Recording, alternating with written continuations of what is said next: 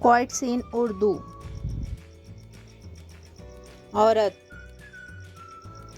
عورت ہونا آسان نہیں۔ عورتیں اپنا فیصلہ خود نہیں لے سکتی۔ عورت اپنے لیے پسند کا ماحول نہیں بنا سکتی۔ عورت خود کو بے گناہ ثابت نہیں کر سکتی سوائے اللہ پر معاملہ چھوڑنے کے۔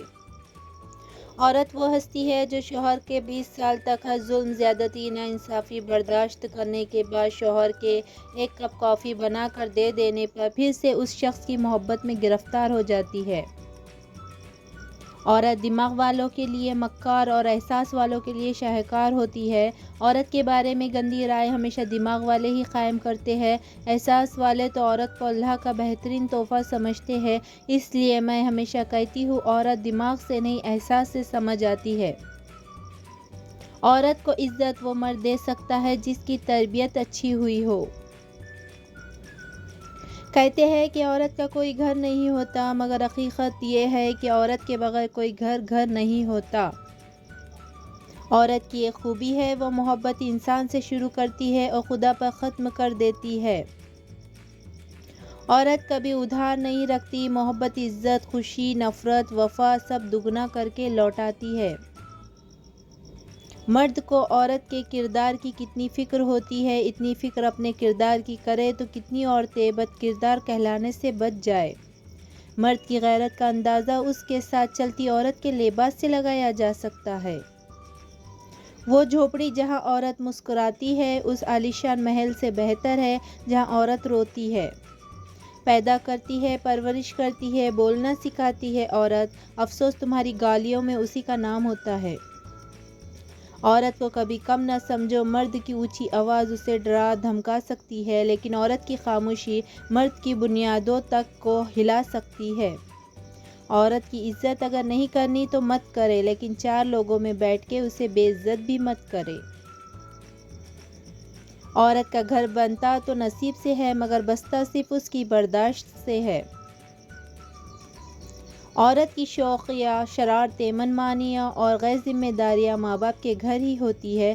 سسرال میں عورت کی تربیت اور صبر کا امتحان ہوتا ہے۔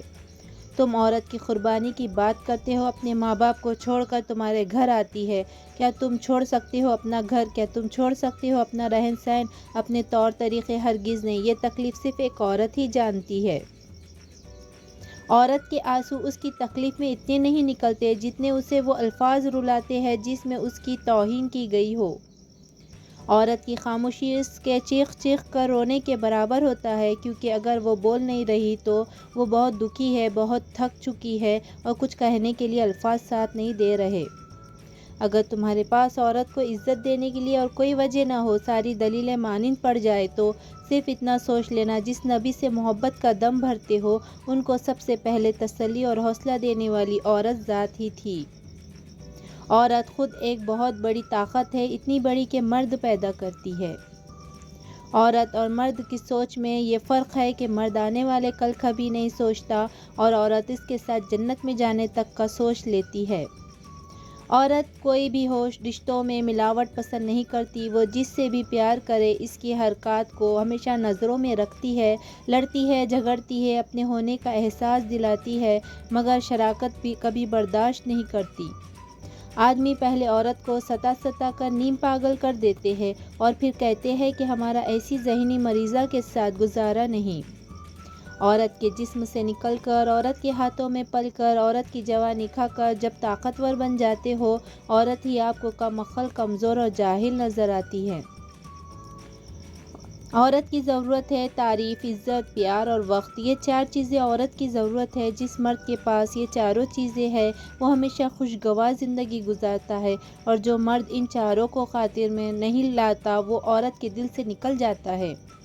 عورت کو ہمیشہ یہ امید ہوتی ہے کہ اس کا مرد خود کو بدل لے گا، مگر وہ نہیں بدلتا، اور مرد کی ہمیشہ یہ سوچ ہوتی ہے کہ عورت خود کو کبھی نہیں بدلے گی، مگر وہ بدل جاتی ہے۔